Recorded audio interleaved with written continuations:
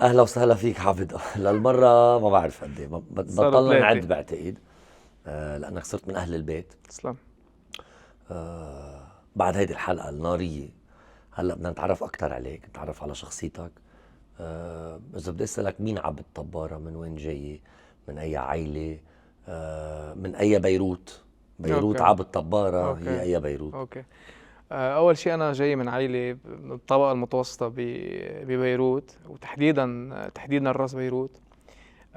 عائله كتير عاديه، كتير بسيطه. ما بتشتغل سياسه على فكره. اكيد هلا نحن في عنا الباك جراوند بتعرف عنا ببيروت، جو تيار مستقبل وهيدي الامور كلياتها.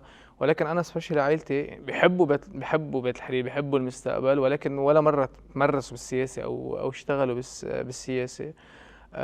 بيت منه متعصب لشيء يعني طائفيا، ولكن متعصب للمدينه يعني. انا بيروتيا. بيروتيا جدا، يعني انا ربيت بانفايرمنت متعصبه بيروتيا بطريقه واضحه تضايقني بمحل الواحد. وضحت بالحلقه. وين بينت معك؟ يعني بالحلقه بكذا محل، رجعت بعد انا عم برجع بحضر الحلقه وحتى على السوشيال ميديا والفيديوهات، واضح انه بيروت بقلبك. يعني واضح انه انت معركتك كلها اللي عم انا عندي تعملها. تاتو بيروت على فكره. طيب انه عم تعملها كرمال مدينتك، كرمال بيروت اللي هي عاصمة كل لبنان وعاصمتنا لنا كلنا سوا. بس انه اكيد بفهم انك انت لا، من براودلي. هيدي المنطقة. ما عندي مشكله بالموضوع. وعبد كطفل شو عنده ذكريات ببيروت؟ هيك شو بتتذكر ليك اذا بقول لك؟ بيرسونلي انه عملت كل شيء ببيروت يعني. بيروت هي مدرستي. هي يمكن اول سوية حبيتها. هي كل شيء عملته ببيروت. هي الجامعه، هي الفوتبول، هي كل شيء. يعني بيروت انا بالنسبه لي، انا قلتها بالحلقه انه الجماعه ما بيعرفوا علاقتنا بالمكان وعلاقتنا ببيروت. صحيح. يعني انا بقول لهم انه خي بدك تعرف انا شو بحس لبيروت. نزال شم ريحة الفرن الصبح انت ورايح على الشغل، يعني طبعا. بحي فقير. بدك نزال على الجميزة، ما ضروري تاخد كاس او اذا ما بتشرب الكول او هذا. بس شوف نحن شو بنحس لهيدي المدينة ولا. طبعا. بيروت شيء كتير كبير. بيروت اكيد. النادي الرياضي والانصار وصخرة الروشة. والبحر والروشة. بيروت انا بالنسبة لي عن جد انه امنا امنا بيروت. كيف بتشوف المخرج من هيدي الأزمة يلي عم نعيشها هلا كل يوم، الطويلة اللي عم نحكي عن سنين من عمرنا؟ لك انا عمري 22 سنة. بعد 22 سنة مرقنا بفيزز انه انا لما جيت بدي شوي اكبر او شوي فتح عيوني على الحياة. سواء ثورة 17 20، انا زلمة كان عمري 16 سنة بوقتها. نعم. كنا بعدنا مش عاملين شيء. نمنا قمنا لقينا لا في بنوكي، لا في اللي عنده مصاري بالبنك راحوا. الانفليشن، الدولار، القصص اللي صارت اختربت بيوتنا. لك نحن we want we need بالاحرى a solution once and for all. يعني طبعا. اليوم كنت عم لأنه بسمع عم عم تقتل بسمع كل مرة لحدا الحلم عن والأمل. أزمة ال 15 سنة، إنه نحن صحيح. دولة كل 15 سنة عم نوقع حلو. بمطب عم بيرجعنا لتحت الصفر. We need a solution once and for all. ونعول على العقلاء وعلى الأشخاص يلي بيتجرؤوا أو حيتجرؤوا إنه ياخدوا a decision. اليوم بحس you agree with me. مشكلتنا إنه في عنا decision makers، ولكن حتى لما الديسيجن عم يتاخد مش عم يطبق. مظبوط. يعني نحن عنا أحلى قرارات حكومية بالعالم، ولكن تطبيق صفر. طبعا. صفر. بلشت من الروشة وقت اللي مثلا مشي رئيس الحكومة موضوع بقرار. صخرة الروشة حكيتها كمان بالحلقة. موضوع صخرة الروشة، طب ما صار في التفاف على رئيس الحكومة، أكامل رئيس الجمهورية من قائد الجيش وتاني نهار بس رجعوا قائد الجيش تخلوا اللي عنه، يعني بنحترمه. السلطة طبعا. السياسية تخلت عنه. طبعا. طبعا. ولكن شو رمزية صخرة الروشة؟ شو بتعني لهم صخرة الروشة؟ يعني الأشخاص اللي كانوا عم يحيوا ذكرى، بعتقد هي ذكرى استشهاد السيد نصر الله. إنه شو بتعني له للسيد نصر الله صخرة الروشة؟ هن او الشيء اللي صار وقت انا بالنسبه لي قريته انا وكل اصحابنا، انه هيدا عم بيشوهوا ذاكره مدينتنا. نعم. هن الجماعه عم بيشوهوا ذاكره مدينتنا. شو بتعني لكم؟ فمن هون، وهذا الشيء انا بيخلق عندي يمكن بتعلق ببيروت اكثر واكثر. طبعا. طبعا. اليوم إذا بدي أسألك كيف بتشوف عبد بعد 5 سنين أو بعد 10 سنين؟ لك هلا انا عم خلص ماي لو ديجري. قد إيه بعد بدك لتخلص؟ المفروض يعني صارت قصه وقت، يعني بسنه زمان ان شاء أوكي. الله اذا ضلت هيك الامور ماشيه اون ذا رايت تراك. بعدين. لك انا كان كل فكري انه فوت على نقابه المحامين نعم. على البار. هلا بالامور اللي عم بكتشفها بحالي بالشغل اللي انا عم بشتغله، لقيت حالي انه لا انا معقول لاقي حالي more into politics more into diplomacy اكثر من شق انه المحاماه. الحقوق وعندي انا هدف او حلم انه one day اذا مشيت الامور واذا الله وفقنا انه اكون بمجلس النواب عم مثل مدينتي. طيب شو اقرب حزب لإلك بعد تيار المستقبل؟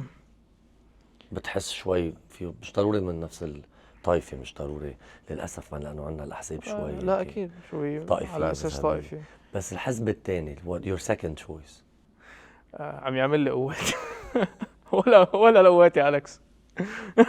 انت بدك تحركش من تحت الهواء وعلى الهواء وبعد الهواء وقبل الهواء، والعالم شايفتك اكثر واحد بريء فيهم كلهم. اوكي. بعرف الاحزاب على اساس طائفي. لك هلا انا يمكن الحزب السياسي اللي انا بتبع له او انا بايده كنا ب 14 اذار. للاسف فرط هذا الحلم، ويا ريت نرجع نلاقي شيء على نسق 14 اذار او ترجع 14 اذار، مع اني بستبعد. يمكن في شخصيه سياسيه بحبها. ما عم بحكي اوكي دولة الرئيس سلام جيد، الاشخاص في كذا شخصيه جيده، بس انا مثلا بحب سامي الجميل كثير، بشبهه للرئيس الحريري. اوكي. من ناحيه انه شاب و البرنسبلز، الفكر السيادي، الفكر الوطني اللي عنده اياه، انا بحترمه عليه. اذا بدك تسالني مين قريب منه سنيا اليوم، مين بتعتبر شخصيه يلي بالمقدمه من بعد المشاكل اللي صارت مع بيت الحريري، من بعد ما راح الشيخ سعد على ابو ظبي، من بعد المشكله مع المملكه؟ لك كيف بتشوف مستقبل القياده السياسيه بالبلد؟ اوكي. هلا انت يعني انا بالنسبه لي اليوم الرئيس الحريري يمكن يكون شخص مأزوم، يمكن يكون شخص عنده حساباته بيمشي على توقيته، ولكن اثبتت التجربه وبعد يعني هو بعتقد بكانون الثاني 22 على عمله السياسي اليوم له 4 سنين الخبريه. مشهدية 14 شباط 2026 كانت بتحكي وبتعبر عن وجدان الشارع السني. صحيح. والعالم شو بدهم والعالم صحيح. وين بدهم. لك الرئيس الحريري خيو جرب يورطه سياسيا وفشل. فبالنسبه لي انا اي شخص بس خيو كتار. بس لا انا عم بحكيك خيو بعد الوزراء اللي معه، بعد النواب يلي هو له الفضل طبعا كان مصطفى علوش بالشمال، ولا فؤاد السنيورة الرئيس سنيورة كمان، وغيره من الاشخاص اللي كان الرئيس الحريري نادر الحريري اذا مش غلطان. هلا نادر ما عم يشتغل سياسي، مش سياسي عم نحكي ما عم يشتغل سياسي، بزنس وايز بوليتيكلي كمان. هلا موضوع بركي هذا المشنوق، موضوع ثاني. هلا ابنه صالح عم نحكي هذا ابنه صالح لا بالعكس، شو نحن ما عندنا مشكله معه، بس انه كمان شو رايك بصالح؟ لك صالح عمل حاله اوكي. الشارع اذا بدك الانتاي حزب الله، الشارع اللي كتير انتو خط سيادي وخط وطني وخط كتير بيشوفوا صالح بيمثلهم كلهم، بيشوفوا صالح وخصوص فئة الشباب. صحيح. ولكن at some point انا ما فيني احكي هذا الخطاب. انا بالنسبه لي انا كثير انا بسمع وبحضر وبتابع، ولكن ما فيني احكي هذا الخطاب لانه بتذكر لما كنا عم نحكي بالانترو على موضوع اللي بدنا نكب الشيعة بالبحر؟ لا ما هي حسب شخصيه الانسان. اكزاكتلي. فهيدا الاكستريم رايت وينج اللي هو رايح فيه، اللي موجود وفي غير صالح. هو انتبه عم لك بيمثل فئه كتير كبيره بالمجتمع. انا كتير بحبه وانا كمان بس انا كمان بوافقك انه انا كمان انه لا انه هون مش من اتلاس بدنا نعيش معهم. يعني انا بالنهايه بكره بشغلي ببيتي، انا ببنايتي اليوم موجودين الشباب. بعدين ما بدنا مش كل الناس مثل بعضها، لا كل الشيعة مثل بعض، ولا كل السنة مثل بعض، ولا كل المسيحية. طبعا صالح حد جدا كثير حد جدا واسلوبه انتبه وكاركتيره منه مخبى. بس لا مهضوم، هو هيك مهضوم بحترمه بالعكس. بس انا كمان ميال بس انا I go more into a Mediterranean school. وقت لازم بيتاخد موقف شارب وقاسي. صالح كويس. لا وحتى عم بحكي عنك انت كنت قاسي كتير بالحلقه، حتى انا بدي اخذ موقف قاسي فينا نكون، بس مش كل الوقت، لانه صح اوقات ما بعرف اذا بتوافقني القساوه والكلام اللاذع جدا جدا بيرجع البيئه على حزب الله. صح. انت اليوم لما تخنق البيئه ما في بديل لما تخنق البيئه وتحشرها بالزاويه بترجع لما كانت الصبيه بالحلقه عم تقول ايه نحن طائفه مجروحه. طب ما هيدي الطائفه مجروحه هي فكره موجوده طبعا بوجدان طبعا بوجدان هيدي البيئه. صحيح. فانت اذا بتحكي هذا الخطاب the sharp one all of the time، الجماعه شو حيعملوا؟ حيرجعوا يتكتلوا، حيرجعوا يخرمشوا اقوى، مم. حيرجع يعني الريكلاش تاعهم حيكون اقوى من ما هو. تتوقع يصير في كلاش بين الشيعة واللبنانيين إذا استمرت الأمور هيك، إذا صار في اتصال؟ هلا عم نصورها هي، ما بعرف إذا رح يحكوا مع بعض موضوع جوزيف عون اتصال مع نتنياهو، طبعا هيدا استفزاز اللي بده يصير. عم يصير كثير من الأمور للاستفزاز. تعتقد حينقلبوا على الداخل؟ حيصير في حراك داخلي؟ لك هلا هن اذا بدهم يصدقوا بواحد بالمية من اللي عم بيهددوا فيه كارثه. أكيد. يعني كان من محمود قماطي، وفيق صفا، وفيق صفا، قالوا لنا الأبواق تبعهم ما محسميه عن زلمه تافه، وغيره. اذا بنفسه 1% من اللي عم يحكوه مشكله. هن مفكرين هن مبدا الاستقواء ما عم يقدروا يطلعوا منه. يا اخي ما انا جاي لعندك عم اقول لك بدي اعيش معك، انا عم ساويك بنفسي ومش حامل عليك سلاح ولا عم جاي ساويك بدي اقتلك. اللي ساويك بنفسه ما ظلمك. مزبوط. عم اقول لك لا انت معك سلاح ولا انا معي سلاح، لا انا بتصلبت عليك ولا انت بتتصلبت، تعال نعيش بهالبلد. بيقول لك لا ونحن بدنا نعمل ونحن بدنا نساوي وانطرونا بعد الحرب شوفوا شو بدنا نعمل فيكم. وحكيت انا قلت له خي فرجيني بدك تعمل 7 ايام عم تهدد خلصني. طب ما نضل خايفين لك ونضلنا خلص نقول خلصني الجيش فرجيني. بده ينقسم ورح تنهار الدولة وأوعى، وهلا بدنا نتحاور وبكره بدنا نتحاور، خلص بدنا وقطعت نعيش. أول سنة وثاني سنة لك وثالث سنة وعاشر وما عم يطلع من سنة امرك شيء. وما عم يصير شيء. خلصني. هيدا هيدا مشكلة. بدي منك توجه رسالة للشباب اللبناني يلي حضروك بمش مسرحية ويلي بعده متردد، منهم بده يشارك منهم ما بده يشارك معنا، هيك على طريقتك عن تجربتك لليوم. تجربة طويلة نحن وياك ان شاء الله بعدها ببدايتها، بس شو بتوجه لهم تدعيهم يشاركوا؟ فيرست اوف اول انا بدي اوجه رسالة للي حيطلعوا بحلقة التنين، اذا لحقت تطلع الحلقة. وين ما امتى ما ضل عندكم وجهتها التنين اللي بعدها؟ بعده بليز اعرفوا انه الهوا اللي عم ينعطاكم مسؤولية، والاوبورتونيتي اللي عم تعطيها هيدا الإذاعة، وانت جو عن جد ثانك يو على الاوبورتونيتي اللي عم تعطيها لليوث، بتعطينا امل كثير كبير. فبليز استعملوها بالطريقة الصح. منا محل نترقص، منا محل نعمل حركات لبعض، منا محل نشتم، لأنه اللبنانيين عبد عم ياخدوكم على محمل الجد، وهيدا الهدف. اوقات صار في هيك كم شغله جنح الموضوع طبعا، ولا انا ولا فريق عمل عم يشتغل 24 على 24 ولا انتم بدنا انه يتاخذ انه هو برنامج للتسليه. لا ابدا ابدا، بالعكس في مصير بلد عم نقرر. صح. وسبيشلي يعني خلينا خلص حكينا عن بيروت، خلينا احكي عن الشباب البيروتي. الشباب البيروتي ما بيحب يشتغل سياسي ولا بحب، يعني بحب العمل الاجتماعي to a certain extent، وهالقد حدا بيوقف. ليك ما بعرف يعني حتى البيروتي اذا بتلاحظ بالانتخابات النيابيه نسبه الاقتراع واطي جدا من ايام رفيق الحريري وانت جاي. بس هن الفرق هلا بعد سنتين اذا ما الفرق طبعا اكيد. وانا يعني اليوم ان كان بعد سنتين صالح ولا وضاح ولا سيف دياب ولا اي حدا من هالشباب صح. يلي بكتير من الامور بيشبهونا، بعتقد بيعولوا على الشباب البيروتي ليعني عمل الفرق. لا ما حاعمل دعايه، بس موضوع سيف دياب انت ذكرت اسمه. سيف عم تضرب لي على الوتر يعني. انا كشاب، انا عندي ضعف على انا سيف كشاب يعني انا كشاب بيروتي لما اشوف هيك اشخاص قرروا يخوضوا هيدي المعركه وقرروا يفوتوا بهذا الحقل السياسي، انا اي فيل انه اوكي اليوم سيف بكره انا حقدر اعملها. طبعا بيشبهني. وسيف الحلو فيه انه رح اسمح لحالي يمكن مش ما بيحكي، انا سيف صديقي بيحكي وصديقي بيحكي عن 1% من اللي بيعملوا. انا بحب الناس صح اللي بتشتغل فيري لو بروفايل. اكزاكتلي بضل لو بروفايل ما بيحكي. صح فان شاء الله هول الاشخاص اللي سميتهم حضرتك يوصلوا لسدة مجلس النواب البرلمان، لانه اذا هن عملوها انا حتشجع انه اوكي امشي على هيدا الطريق، حتوصل. ما حيوصل واحد عمره 50 60 70 سنه شغلته يبرم من عزا لعزا، وهيدي هي لا. نحن ببيروت عنا كارثه بنوابنا. نشيل مفهوم النيابه للتعازي والافراح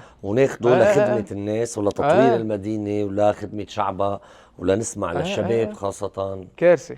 فهول الاشخاص لما يوصلوا ببيروت وبغير مناطق، لما توصل هيدي النوعيه من الاشخاص، انا كابن بيروت حاتحمس اشتغل سياسه اكثر، وبتصير تحس انه بلدك بالف خير بالمستقبل. صح. ولا الشباب اللبناني ليك انا اشتغلت تقريبا مع كل الاحزاب وكل هيدا، بحكم انا بشتغل الانتخابات الطلابيه وبشتغل الانتخابات الجامعيه. ليك تراست مي كل هول الشباب انا وياهم اوكي، بنكون مع بعض بالسهرات، بنكون مع بعض بالظهرات، بنكون مع بعض بالجامعه، بنكون مع بعض بالشغل اللي بينزل على العدليه، نعم. المتدربين اللي بيعملوا بيروحوا بيجوا كذا. توصل فتره الانتخابات قبل باسبوع بنعلق.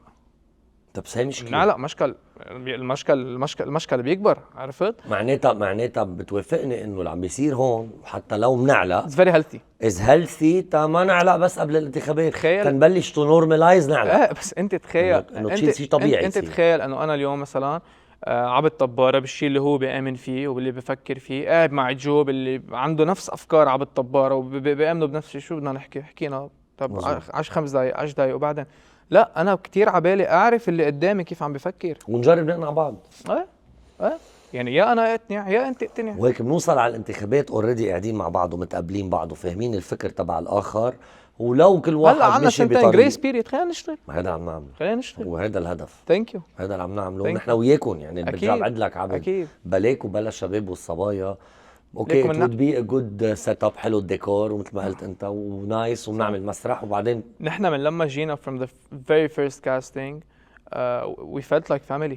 اكيد. كل وبعدنا هيك نحن وما إيه. بنتغير نحن. ولوكينج فورورد انه تضل هيك الامور. وانت منا وفينا، هيدا ثانك يو. هيدا أنا بيشرفنا. بتشرف. حتى ليك حتى لو انتم عندكم انتماءاتكم السياسيه والبعض الاخر من اللي تصوتوا ما عندهم انتماءات سياسيه، صح. المشروع بيصير انا برايي انجح.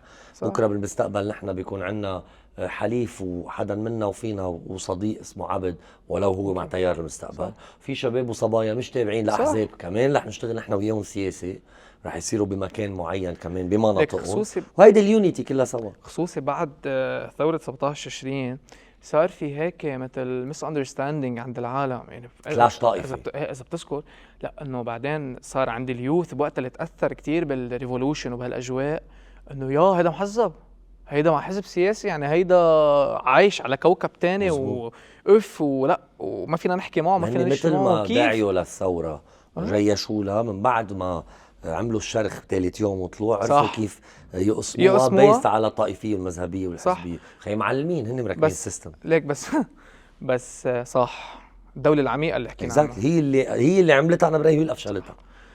ليك نحن كتير يعني يعني انا اذا فينا نحكي اليوم مع رئيس الجمهوريه ومع رئيس الحكومه، نحن مش من كتير زمان انخذلنا بشيء اسمه ثوره. طبعا اوكي، بغض النظر انا كنت ولد شاب صغير 16 17 سنه، تاثرت واو لانه في عندنا لان خيبه امل بعدين. بس نتمنى انه كمان هذا العهد، هذا اللي حكيته باول حلقه ثاني حلقه، انه بليز ما يكون هذا العهد خيبه امل او يخيب لنا املنا او نرجع ننخزل مثل ما انخزلنا مش من كثير زمان. هذا شيء كثير بزعل. ليك نحن بكينا بس وصل جوزيف عون على انا صرت نطنت وحياة الله بكينا، بس بعدين طلعنا سهرنا ويلا وخلص وصار عنا بلد هي الكلمه صار عنا بلد. صح. فبليز خلينا نحس انه صار عن جد صار عنا بلد. بس هلا لا، انا عم بقول لك هيدا رايي. هلا اذا حدا شايف عكسك يقول لي. في هيز اوفر بروميسينج، دائما بالجراي زون، دائما بالجراي اريا، دائما ما في اطلاع على الناس، ما بنعرف شيء، ما في خطاب مش واضح. يعني هلا اليوم نحن عم نصور،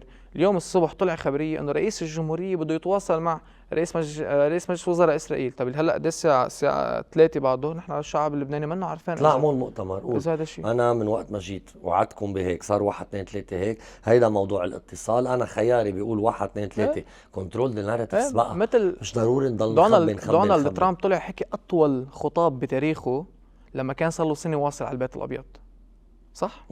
اطول خطاب بتاريخه. طلع قال لشعبه انا وعدكم بالكامبين تاعيتي اللي هو خطاب القسم اليوم اذا بدك ب 1 2 3. اوكي، انا بالسنه اللي قعدت فيها بالاوفل اوفيس او بقصر بعبده او عملت هيك عملت 1 2 3. لا نحن عم بيجربوا ينسونا، ما في فيجن. لا نحن عم ينسونا خطاب القسم، بس مش منسي، مكتوب موجود. لك مكتوب. وانت هلا انا مأكد كجو انت هلا فيك تسمعه براسك.